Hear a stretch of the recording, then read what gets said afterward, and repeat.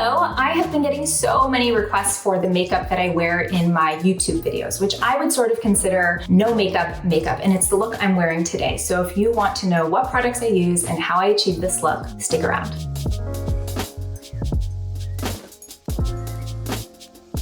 I'm Dr. Sam Ellis and I'm a board-certified dermatologist. I'm here to help you understand your skin and find skincare products and makeup products that work for you. If you like this video, give it a thumbs up and subscribe to the channel. In my Get Ready With Me for Work video, I did show like what I wear on a daily basis when I'm rushing out the door to work. This is a slightly more elevated look than that. I'm using foundation, I'm using more products, and to me, this is the kind of makeup I like to do for a date or if I'm giving a talk or I'm at a conference where it's not like full-blown wedding makeup or big event makeup, but it is like I tried, but not too hard. All right, so before I put my makeup on, of course I do my full skincare routine. This morning it was really simple. I splashed my face with water, I put on my SkinCeuticals CE Ferulic, so my antioxidant, and then I followed that up with sunscreen, which has now been settling into my skin for the last 10 minutes or so. The sunscreen I use today is the Neova Everyday Facial Fluid. I really like this sunscreen under makeup. It's a hybrid sunscreen, so it has zinc as well as a few organic UV filters, but just rubs in super nicely to the skin. If you've ever used like the Elta MD UV Clear, it kind of has a similar finish to that, although this one dries down maybe slightly more matte, but I love it for under makeup. I do get a ton of questions about like what sunscreen is good under makeup, and it really depends what kind of makeup you wear. How heavy is your foundation? Is it water-based? Is it silicone-based? That's going to really determine whether or not your sunscreen plays nice with your foundation, if you're wearing foundation at all. It takes a little bit of trial and error, and to me there's no one amazing answer for this sunscreen always works perfectly under makeup, because it depends. After my skin is prepped, the first step in my makeup routine is foundation. I almost never wear like a full or even medium coverage foundation. I usually like sheer to light, where some of my natural skin is showing through, but everything just looks a lot more even and airbrushed. The foundation that I use probably the most often is the matte face and body foundation. I've been using this for several years. I think I was first introduced to it by the makeup artist Lisa Eldridge after she said she like always keeps it in her kit because it consistently works well on a broad range of skin types. And I was like, I gotta try that. One thing I've done for this foundation, and really what I do for all of the foundations I use, is I typically purchase it in two shades, usually like the lightest neutral shade and then a much deeper neutral shade, so that I can mix them to get the color that I want, because I'm not always the same complexion. I fake tan, sometimes I just naturally pick up a little bit of color over time, and so rather than trying to make one color work for me, I like having two options that I can sort of play around with to get a color match that consistently works. This is the consistency of the foundation, so it's very, very liquidy, which makes it very spreadable. I'm gonna add, so this is N1, I'm gonna add shade N5 to this in probably just a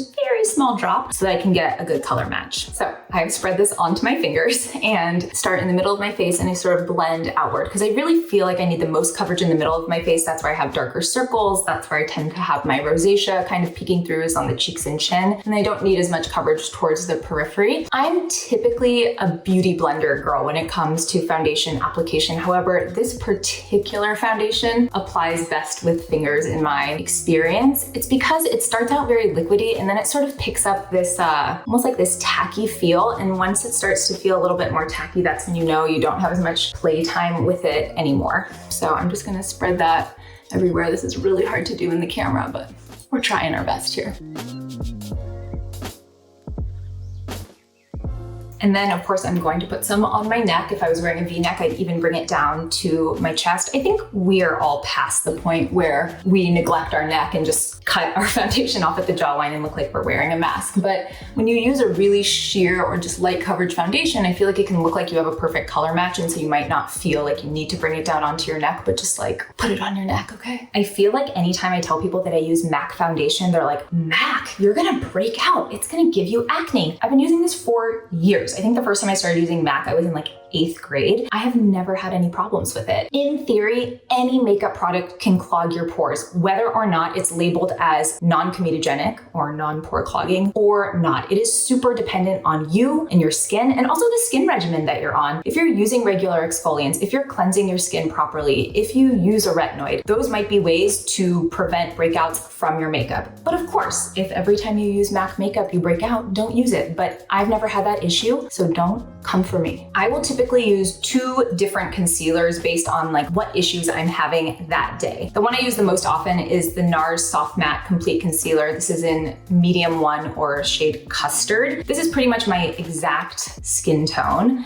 and I will use that to cover blemishes and sometimes dark circles if I don't feel like I need a lot of brightening under the eye. And then the other one that I use is like cult favorite Tarte Shape Tape. This is in shade Light Neutral, and this is if I need a lot more brightening, and I'll probably use a little bit of both today because I do feel like I have a little bit of darkness under my eyes. So with the Tarte Shape Tape, the areas that I really focus on and where I want brightening are right in this inner corner of my eye and a little bit on the outside too, because my eyes are so deep set. I get a lot of shadowing around my eyes. So put like, oh my gosh, the tiniest bit there to start. And yes, if you're wondering like, wow, that looks really tiny, this is the travel size. This is so highly pigmented and I need so little of it that I find that a travel size one lasts me long enough that by the time I'm done with it, I feel like I would have had to throw the other one away. And then I like to tap just with my finger and really just brighten up that inner part. If you compare it to this side, which looks a lot darker, and just tap, tap, tap, do the same thing on this side. And that way you don't have this deep shadow right on the inner corner of your eye.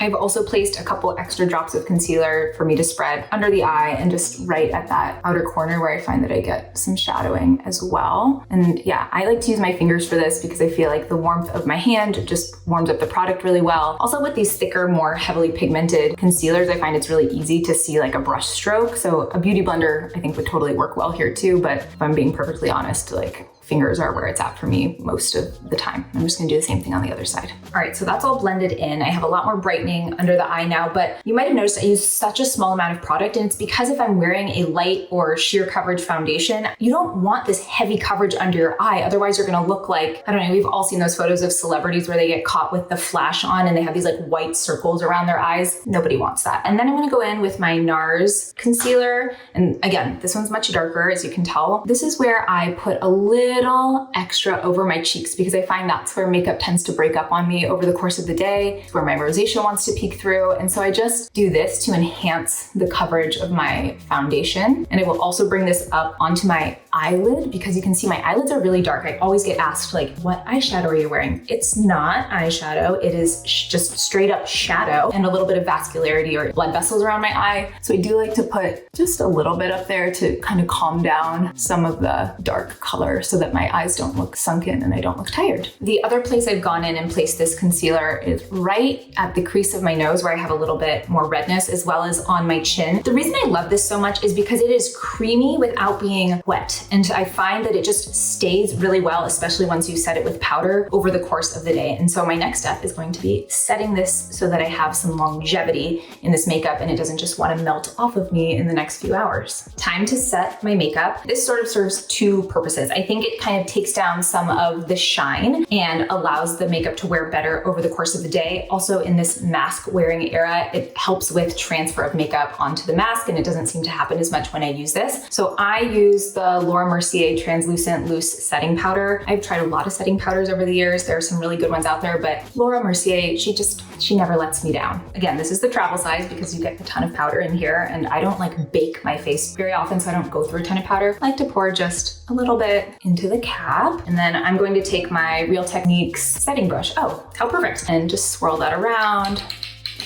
Tap off any excess. And then before I set my under eyes, which is usually what I set first, I wanna just tap out any creases that may have formed while I was chilling here. The last thing you wanna do is set your creases, right? And then I'm just gonna press the powder rather than swipe to kind of really set that in place.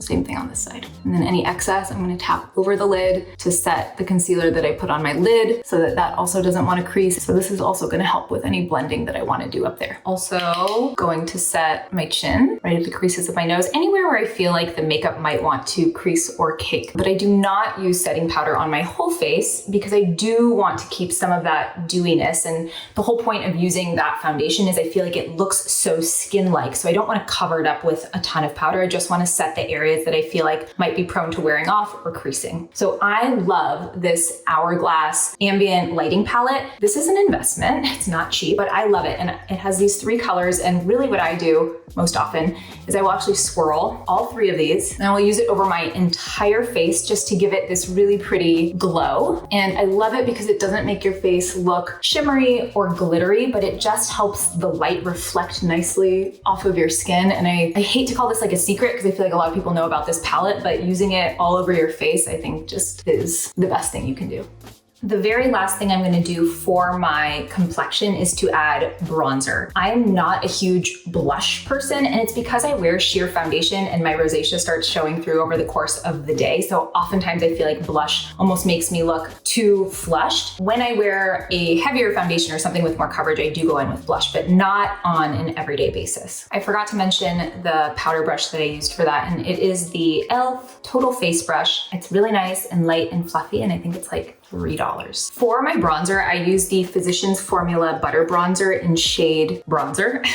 It comes in a couple other shades. I really like this one because it's not too warm, and I find that if you have a fairer complexion like I do, if you use a bronzer that's too warm, you'll just start to look orange. So this to me is a nice neutrally pigmented bronzer that also doesn't lean too gray. And I don't want it gray because I'm not trying to contour with this bronzer. I'm just trying to warm up my complexion and make it look like I have a tan, which I never actually have. So for this, I'm going to take my Real Techniques powder brush, and I'm just gonna use the tip of this because it's obviously a massive brush and I need a little bit more precision. So I'm just gonna tap that in there, shake it off, make sure I don't have too much powder. And then I actually like to start my bronzer application almost in my hairline so that in case there's a little too much on this brush, I don't get this like streak of pigment because I just work so hard to make my complexion look even and natural. And then I just use really light buffing motions sort of over the higher points of my face. Like I said, I'm not using this to contour. I naturally have a pretty intense cheekbone, and if I hollow this area out more, I think it can make me look gaunt. So I really am just trying to warm up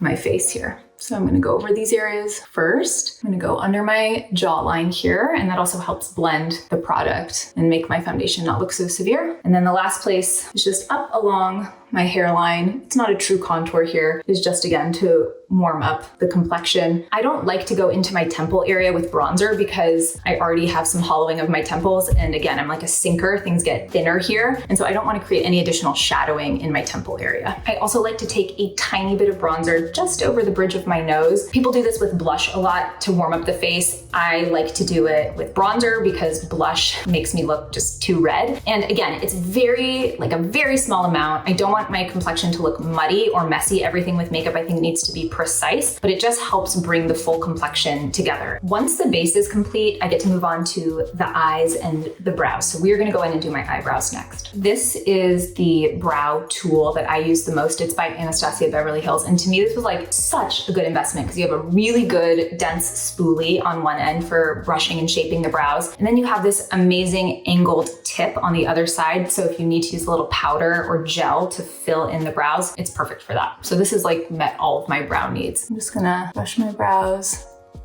all up into place. Look at the difference just with brushing. I mean, like normal brow, very sad brow. The same thing over here, brush those up. I do like to go in and fill them in with just a MAC eyeshadow powder. This is in shade Brune. And it's just a very nice, cool toned, light brown that I feel like works very well for blondes. And I'm just taking the tiniest bit on the tip of this angled brush. I like to kind of dot it on my hand so that I can make sure that there's not too much product. And then I'll go in and do my brows, which I don't think I can do this on camera, but you can see there's like a little bit of sparsity here. So I like to just get some little hair-like strokes in through there. Okay, I can't do this close up. I'll come back when my brows are done, but this is the general technique. All right, I'm back. Brows are filled in, and then I'm gonna go in with my Anastasia Beverly Hills Clear Brow Gel and just secure these into place so that they don't wanna go anywhere. If I need really long-lasting hold, like I'm talking, I cannot be bothered to think about my brows at all, I have no time to touch up, then I use this Got2b spiking glue, which is meant for hair, but maybe not eyebrow hair, and I just take the teeniest bit on a spoolie and I'll put that through my brows, and I think that works amazingly well to like freeze the brows in place. But on a daily basis, this is what I use. Ta-da! Time to move on to the rest of the eyes. I honestly almost never wear eyeshadow because of the natural shadow of my eye. If anything, I typically take this Hourglass palette, the middle color, which is like a very light pearlescent neutral, and I'll just kind of put that in the corner of my eye to add a little bit of brightness. But then all I do is eyeliner and mascara. I am a brown eyeliner girl if I'm gonna wear eyeliner at all. And the two that I've been using for years and years and I'm obsessed with are the MAC Eye Kohl in shade Teddy, and then the Urban Decay, their 24/7 like waterproof pencil in shade Whiskey. And I will show you the difference in these two in a second. This is the MAC in shade Teddy. So this is a more neutral shade of brown. It's darker and there's actually little bronzy flecks in it. And then this is the one from Urban Decay, which is shade Whiskey, which is obviously a warmer, lighter brown. And I love both of them. I think for today, I'm gonna go in with the Urban Decay pencil. It's a little bit lighter. I really like it for day. The fact that it's waterproof makes it excellent for like all day wear. And for being waterproof, it is so creamy in its application. It's just a joy to put on, and I don't feel like I have to tug at my eye skin at all to apply it. So I already did this eye, and really what I did is I just sort of rubbed it back and forth, starting at the outer corner and working my way pretty much only to the middle point of my eye, or my pupil. I don't like to bring my eyeliner all the way in because I feel like it can make my eyes look a little narrow set, and I just don't like that look for me. So I'm gonna come over to the other side and kind of do the same thing, starting at the outer corner, just wiggling the pencil back and forth. You don't have to apply like any pressure because this is so creamy. And I'm just using this to really enhance my lash line. And I'm gonna do this more off camera so that I don't blind myself. I will also take this pencil and so lightly wiggle it just on like the outer third of my lower lash line here, just to open up the eyes a little bit more. And I mean, that is like barely anything. Again, it's really just trying to make the lash line look denser. And I'll do the same thing over here. And that's it, time for mascara. You probably know which mascara I'm gonna use, which is the Maybelline Lash Sensational Full Fan Effect in shade Black. This gives such nice, long, thick, luscious lashes. And although I'm kind of going for that like no makeup look, I still want all the lashes, okay? This is what the brush looks like. So it's one of those like plastic brushes that has a little curve to it, so that really helps you sort of wiggle it up under the lash line. Actually, I turn it this way to do that. And then I wiggle most of my product at the base of the lash, and then I just comb through towards the end.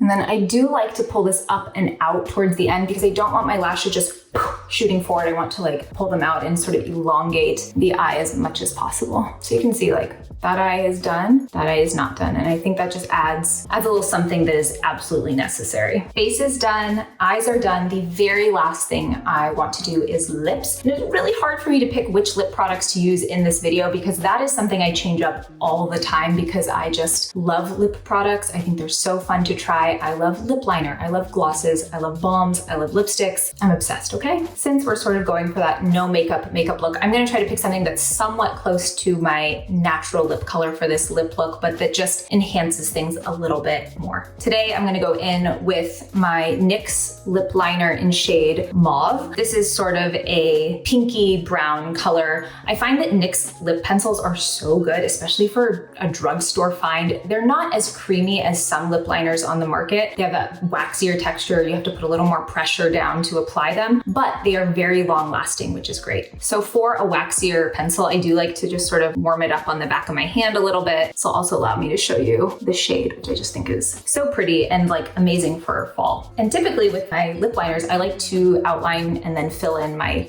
entire lips. Starting to keep its bow. So like obviously darker than my lip, but sort of in that same color family.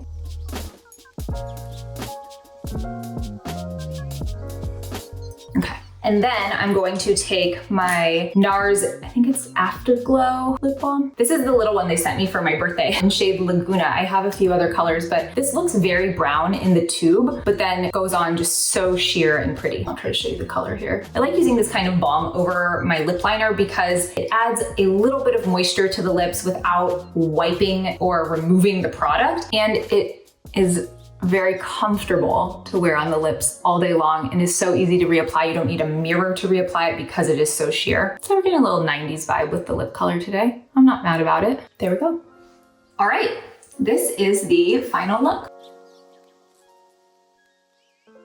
Something that comes up a lot when I talk about makeup on my Instagram or on my YouTube is the question of, okay, well, when you need to reapply your sunscreen, how do you do that over makeup? And there's no perfect way to do this. The reality is when I am outside and I'm having a lot of sun exposure and I really feel like I need to put another layer of sunscreen on over makeup, I just take my sunscreen as a lotion and I reapply it and then I touch up my makeup afterward. To me, that ensures the best coverage. Yes, there are SPF powders, which I will use in a pinch, or SPF sprays, again, which I will use in a pinch, but the density of coverage and the thoroughness of that coverage can really vary. So if I truly feel like I'm under a lot of sun, ideally I'm wearing a hat, I'm seeking shade when I can, but if I can't, I just go in and I totally reapply my sunscreen and fix my makeup as needed. Thank you so much for being here. I know this is a little bit of a departure from the skincare that we usually talk about, but I have had so many requests for my makeup. I thought that this video might be interesting or helpful to some of you. If you have tried any of the makeup products that I mentioned, I would love to hear about it in the comments. Also, if you have like a makeup holy grail that you think I should try, put it in the comments below because I do want to try it. Thank you again for being here. Don't forget to like and subscribe, and